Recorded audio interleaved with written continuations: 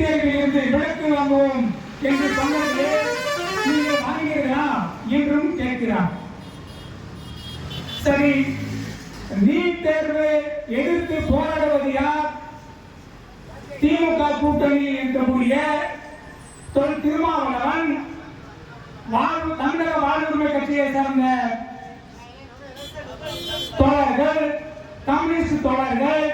ஆனால் இத்தனை போராட்டங்களை நடத்தி கொண்டிருக்கின்ற திராவிட திமுக கூட்டணி கட்சிகள் தான் இன்றைக்கு மக்களுக்கு, தமிழக மக்களுக்கு ஒரு அரணாக இருந்து கொண்டிருக்கிறார்கள். எனவே வாக்காளர் பெருமக்களே, நீங்கள் சற்று யோசித்து யாருக்கு வாக்களிக்க வேண்டும் என்பதை நிதானமாக யோசித்து உங்கள் வாக்குகளை கிருஷ்ணகிரி தொகுதியில் போட்டியிடும் தேசிய காங்கிரஸ் வேட்பாளர், நமது வெற்றி வேட்பாளர் கே. கோபிநாத் அவர்களுக்கு உங்கள் பொன்னான வாக்குகளை பதிவு செய்து பெரிய வாக்கு வித்தியாசத்தில் வெற்றி பெற உதவுமாறு கேட்டுக் கொள்கிறோம்.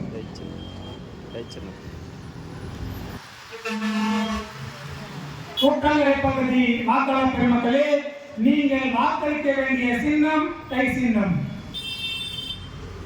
தமிழக முதல்வர் தளபதியார் மு.க. ஸ்டாலின் அவர்களின் நல்லாதரவை பெற்ற சின்னம் கை சின்னம்.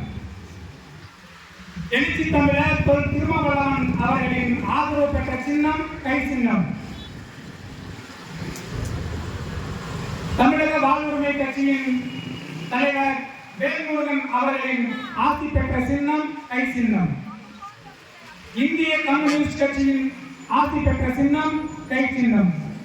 இந்திய கம்யூனிஸ்ட் மார்க்சிஸ்ட் கட்சியின் ஆதரவு பெற்ற சின்னம் கை சின்னம். முஸ்லிம் அமைப்புகளின் பேராதரவு பெற்ற சின்னம் கை சின்னம். எனவே வாக்காளர் பெருமக்களே, 10 ஆண்டு காலம் இந்தியாவை நாசம் செய்த பாசிச பாஜகவை ஆட்சியில் இருந்து அகற்ற வேண்டும் என்றால் நீங்கள் வாக்களிக்க வேண்டியது கை சின்னத்திற்கு. காங்கிரஸ் பேரியக்கம் இன்றைக்கு தேர்தல் அறிக்கையாக பல திட்டங்களை முன்வைத்திருக்கின்றது. அந்த திட்டங்கள் என்ன என்று பார்த்தால், தளபதியார் அவர்களும் திராவிட முன்னேற்ற கழகத்தின் கூட்டணி கட்சியின் தலைவர்களும் இந்த 10 ஆண்டு காலமாக எதை வலியுறுத்தி பேசினார்களோ, எதற்காக போராடினார்களோ அத்தனை திட்டங்களையும் செயல்படுத்துவோம் என்று தன் தேர்தல் அறிக்கையை தேசிய காங்கிரஸ் கட்சி மிக வலுவாக அறிவித்திருக்கின்றது. பாடத்திட்டத்தை தீட்டும் போது மாநில அரசுகளுடன் கலந்து ஆலோசித்து அவர்களுக்கு பாதிப்பு ஏற்படாத வகையில் பாடத்திட்டம் அமைக்கப்படும். மத்திய வேலை வாய்ப்புகளில் 50% பாதிக்கு பாதி பெண்களுக்கு முன்னுரிமை வழங்கப்படும். தகுதி வாய்ந்த ஏழை பெண்களுக்கு ஆண்டிற்கு 1 லட்சம் நிதி உதவி வழங்கப்படும் என்று இப்படி பல்வேறு மக்கள் நலன் சார்ந்த திட்டங்களை எல்லாம் சொல்லிக்கொண்டே வந்து ஒரே அடியாக ஒரு முடிவை எழுதுகிறது. என்னன்னா, இந்த 10 ஆண்டு காலம் RSS துணையோடு பாசிச பாஜக கொண்டு வந்த அனைத்து திட்டங்களையும் திருத்தப்படும், சில திட்டங்களை ரத்து செய்யப்படும் என்று சொல்கிறது. எனவே இந்த 10 ஆண்டு காலம் மக்கள் பெரும் போராட்டத்திற்கு வருகின்ற ஏப்ரல் 19ஆம் தேதி நீங்கள் வாக்களிக்க வேண்டிய சின்னம் கை சின்னம். நீங்கள் ஆதரவளிக்கக்கூடிய கூட்டணி இந்தியா கூட்டணி. இன்றைக்கு எடப்பாடியார் அவர்கள் மோடியையும் பாசிச பாஜகவையும் ஏன் எதிர்த்து பேசவில்லை என்று பத்திரிகையாளர்களும் பொதுமக்களும் சரமாரியாக கேள்வி கேட்கிறார்கள். அதற்கு அவர் அடிவார்ந்தத்தனமாக ஒரு பதிலை சொல்கிறார். நாங்கள் என்ன ஆளுங்கட்சியா, நாங்கள் அவங்களை எதிர்க்கிறதுக்கு அப்படின்னு கேட்கிறார். மக்களே, நீங்கள் சற்று சிந்திக்க வேண்டும். இன்றைக்கு விஸ்வகர்மா யோஜனா என்ற ஒரு திட்டத்தை அமல்படுத்தி நீங்கள் எல்லாம் குலத்தொழிலை தான் செய்ய வேண்டும். அப்படி குலத்தொழிலை செய்தால் உங்களுக்கு 1 லட்சம் வட்டியில்லா கடனை வழங்கப்படும் என்று சொல்கிறார்.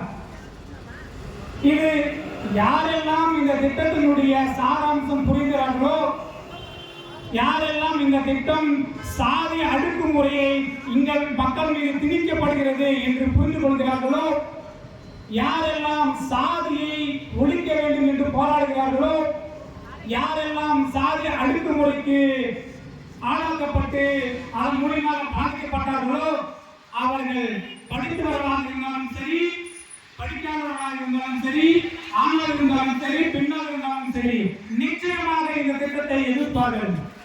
ஆனால் நீங்கள் முன்னாள் முதல்வர், இன்றைக்கு எதிர்கட்சியினுடைய தலைவர், நீங்கள் சொல்கிறீர்கள் நான் என்ன ஆளுங்கட்சியா பிஜேபி அரசை எதிர்ப்பதற்கு என்று.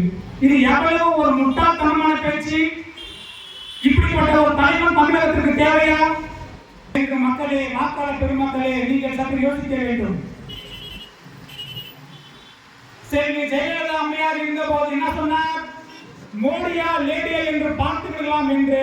ஒரு பெண்ணாக இருந்தாலும் இந்தியாவே கொண்டாடிய மோடி அவர்களை நெஞ்சுரத்தோடு நேருக்கு நேர் எதிர்த்து போராடிய பெண்மணிதான் நம் செல்வி ஜெயலலிதா அவர்கள்.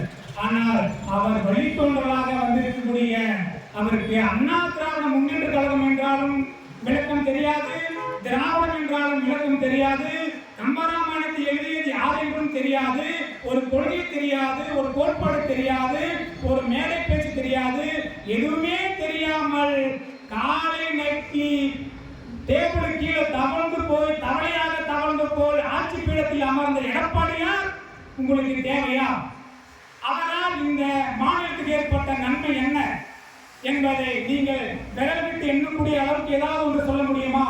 எனவே இன்றைக்கு ஆளுமை தன்மையற்ற எடப்பாடியார் அவர்களும் பாஜக அரசும் மக்கள் விரோத சக்தியாக விளங்கக்கூடிய RSS அமைப்பையும் இந்த நாட்டினுடைய ஆட்சி பீடத்தில் இருந்து நீங்கள் அகற்ற வேண்டும் என்றால், வாக்காளர் பெருமக்களே, வாக்காளர் பெருங்குடி மக்களே, தயவு கூர்ந்து உங்கள் பொன்னான வாக்குகளை கிருஷ்ணகிரி நாடாளுமன்ற தொகுதி வேட்பாளர், வெற்றி வேட்பாளர் திரு கே கோபிநாத் அவர்களுக்கு கரிசனத்தை வாக்களித்து பெருவாரியான வாக்கு வித்தியாசத்தில் வெற்றி பெற செய்ய அன்போடு அழைக்கின்றோம். பெண்களை முன்னிறுத்துகிறதோ, எந்த ஒரு குடும்பம் பெண்களை முன்னிறுத்துகிறதோ அந்த அரசும் அந்த குடும்பமும் தான் முன்னேறி செல்லும்.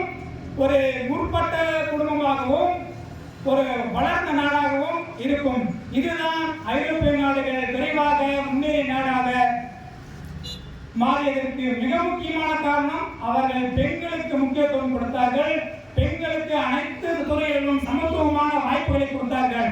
அந்த வகையில் தமிழகத்தில் இந்திய கூட்டணி உருவாவதற்காக பெரும் முயற்சியை எடுத்து இன்றைக்கு வெற்றிகரமாக அந்த கூட்டணியை வழிநடத்துகின்ற நம்முடைய தமிழக முதல்வர் தளபதியார் அவர்கள் பெண்களுக்கென்றே பிரத்யேகமான பல திட்டங்களை அறிவித்திருக்கிறார். கல்லூரியில் படிக்கின்ற பெண்களுக்கு மாதம் 1000 ரூபாய் உதவித்தொகை வழங்குகின்றார்.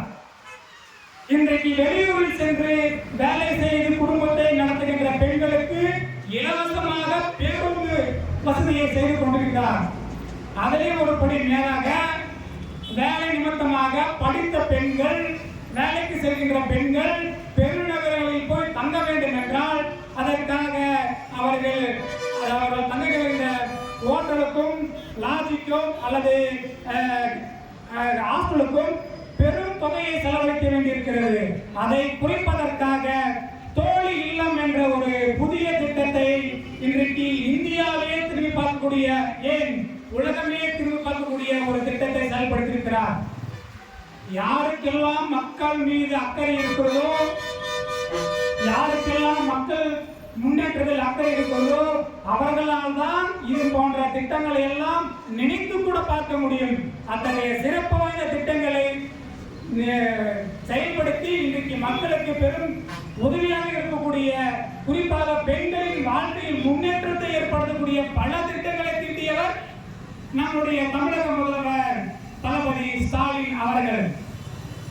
அதையும் ஒரு படி மேலே சென்று காமராசர் மதிய உணவு திட்டத்தை கொடுத்து இன்றைக்கு தமிழகத்தில் பெரிய கல்வி புரட்சியை உருவாக்கினார். அதற்கு அடுத்தபடியாக ஒரு ஸ்டெப் மேலே போய் பள்ளி குழந்தைகள் காலையில் வரும்போதே வெறும் வயிற்றோடு வந்தால் அவர்களால் கல்வியை கற்பதில் கவனம் சிதறும் என்பதால் இன்றைக்கு தமிழகம் முழுவதும் அனைத்து தொடக்க பள்ளிகளிலும் காலை உணவு திட்டத்தை செயல்படுத்தி இன்றைக்கு பல்வேறு குழந்தைகள் வயிறார உண்டு அதன் மூலமாக தன் அறிவை பெருக்கிக் கொண்டு கல்வி கூடத்தில் படிப்பதற்காக காலை உணவு திட்டத்தை செயல்படுத்தியவர் நம்முடைய தமிழக முதல்வர் தளபதியார் அவர்கள். அதன் பிறகுதான் ஆந்திராவிலும் இந்த திட்டத்தை விரிவுபடுத்தினார்கள். எனவே மக்களுக்கு ஆதரவாக மக்கள் முன்னேற்றத்தில் கவனம் செலுத்துகின்ற மக்களின் நலனின் அக்கறை கொண்ட அரசாக இன்றைக்கு தமிழகத்தை ஆண்டு கொண்டிருக்கின்ற திமுக அரசு இருக்கின்றது.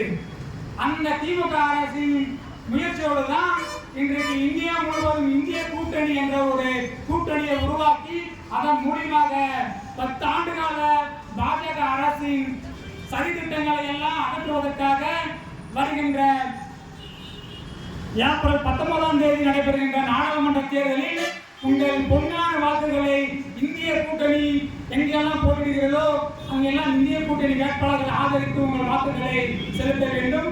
குறிப்பாக இந்த கிருஷ்ணகிரி தொகுதியில் அகில இந்திய காங்கிரஸ் சார்பாக போட்டியிடும் நமது வெற்றி வேட்பாளர் திரு கே கோபிநாத் அவர்களுக்கு உங்கள் பொன்னான வாக்குகளை கை சின்னத்தில் வாக்களிப்பீர், கை சின்னத்தில் வாக்களிப்பீர், கை சின்னத்தில் வாக்களித்து பெருவாரியான வாக்கு வித்தியாசத்தில் அவரை வெற்றி பெற செய்யுமாறு அன்போடு வேண்டி கேட்டுக் கொள்கிறோம்.